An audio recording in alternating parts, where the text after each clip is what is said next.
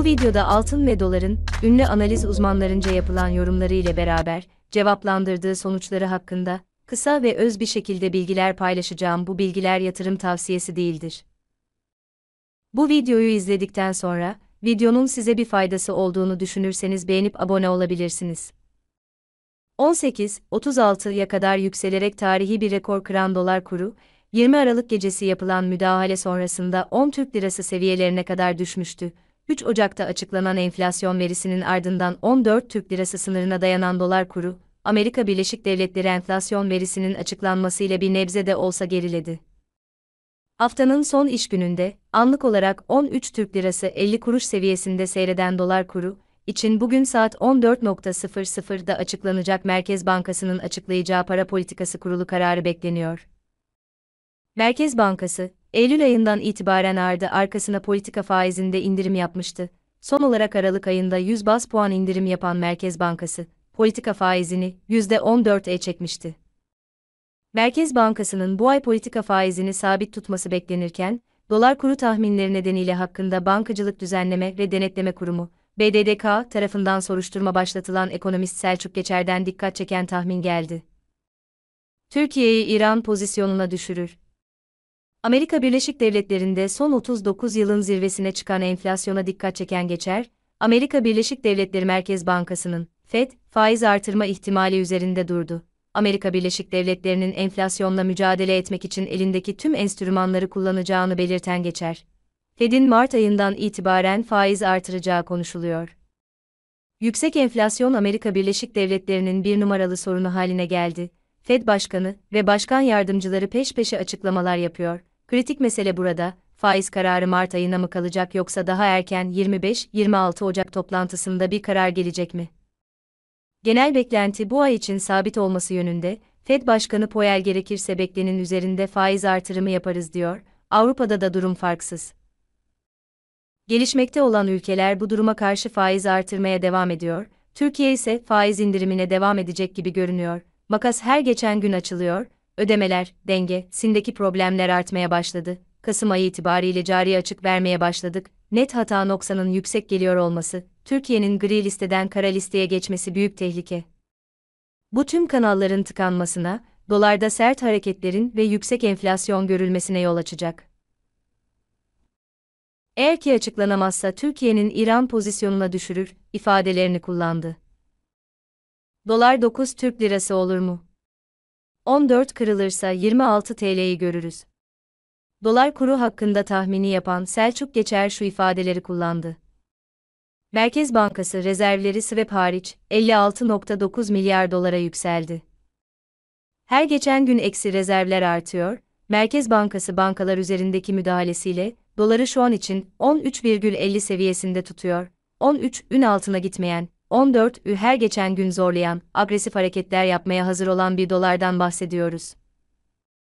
Rezervlerin erimesi pahasına dolar tutulmaya çalışılsa da atacak kurşun kalmayınca, dövizde daha sert hareketler göreceğiz. FED'in 25-26 Ocak'ta yapacağı açıklama şahin bir açıklama olursa, Türk lirasında ciddi bir değer kaybı görebiliriz.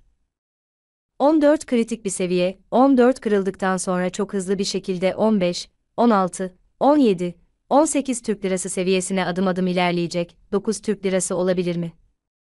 Olabilir arkadaşlar. Bu şartlarda pek mümkün görünmüyor. Bir süre bu seviyelerde gösterirsiniz. Ama daha sonrasında şartlar gereği Türk lirası değer kaybetmeye devam edecek. Bu sene içerisinde doların 26 TL'nin üzerine çıktığını göreceğiz. Bu yıl altın yılı olacak. Gram altın 1500. Altın fiyatları hakkında dikkat çeken tahminde bulunan Selçuk Geçer, altının onsu ısrarlı bir şekilde 1800 doların üstünde seyrediyor. Hatta Amerika Birleşik Devletleri enflasyon verisinin ardından 1827-1830 seviyesini zorladı. Hafif geriledi, 1820'lerde seyretmeye devam ediyor. Altın peki neden yükseliyor? Nedeni beklenen faiz adımlarının beklentileri karşılayamaması. Aradaki makas devam ettiği sürece, enflasyona karşı kendini korumak isteyenler altına kaçmaya devam edecek. Bu da altının daha da yükselmesine yol açacak. FED'in faiz artırımı sırasında gerilemeler görsek de, bu yıl altında rekor seviyeler görebiliriz. Ons altın 2040 seviyesini kırıp 2400 dolar seviyesini deneyebilir. Ons ve dolardaki yükselişe bağlı olarak hızlı yükseliş görebiliriz. Gram altın şu an 800 Türk Lirası seviyesinde. Bu sene içerisinde gram altının 1500 TL'ye çıktığını göreceğiz ifadelerini kullandı. Selçuk Geçer, konutta kur oyunu açıklaması. Selçuk Geçer geçtiğimiz günlerde de konutta yaşanan kur oyununa değinmişti. Geçer, dolar kurunun önce 8 liradan 18 liraya fırladığını, ardından 10 liraya çekildiğini ve 13 liraya kadar yükseldiğini hatırlatıp, bu takdirde konut fiyatlarının bir miktar yükselebileceğini. Fakat %15-0 gibi zammın ancak konut fiyatlarının dolar kurunun çok üstünde hesaplanacağı takdirde ortaya çıkacağına değinmişti. Selçuk Geçer, zamlara baktığında konut fiyatlarının 25-28 lira bandında sabitlendiğini ifade etmişti. Diğer tarafa bakacak olursak, Amerika Birleşik Devletleri Dev Yatırım Bankası JP Morgan'ın kur strateji direktörü Daniel Hu, Fed'in faiz artırımından 1-2 ay sonra doların zirveye ulaşacağını söyledi. Fed'den gelen sıkılaştırma yanlısı açıklamalar Amerika Birleşik Devletleri'nin 10 yıllık hazine tahvillerinin getirisinin 27 baz puan artarak %1.7'ye yükselmesine yol açtı. Dolar, tahvil piyasalarında görülen hareketliliğin doları daha da yükselteceği beklentileriyle, Euro karşısında kazanım elde ederek 1,5 yılın zirve seviyesine yaklaştı. Ay başından bu yana %1.7 yükselen dolar endeksi Cuma günü gördüğü 18 ayın zirvesi olan 97.441 seviyesinin ardından bu sabah 97.205'te bulunuyor. Dolar zirveye ulaşacak. JP Morgan Kur Strateji Direktörü Daniel Hu, doların yükselmesi için daha alan bulunduğunu belirterek, piyasalar hala fiyat keşfi modundalar, dolar büyük ihtimalle Fed faiz artırımdan 1-2 ay sonra zirveye ulaşacaktır dedi. Beklenenden uzun sürecek.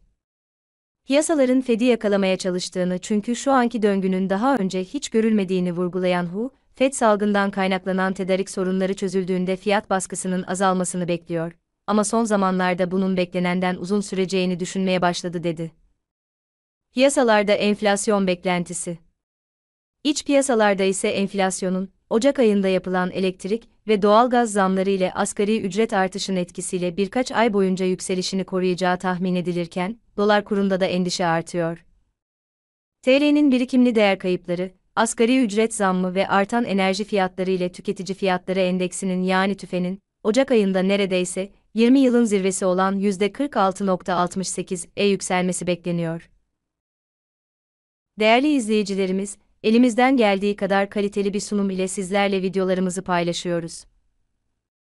İzlediğiniz bu videonun size bir faydası olduğunu düşünüyorsanız, videoyu beğenip abone olabilirsiniz. Beni dinlediğiniz için teşekkür ederim.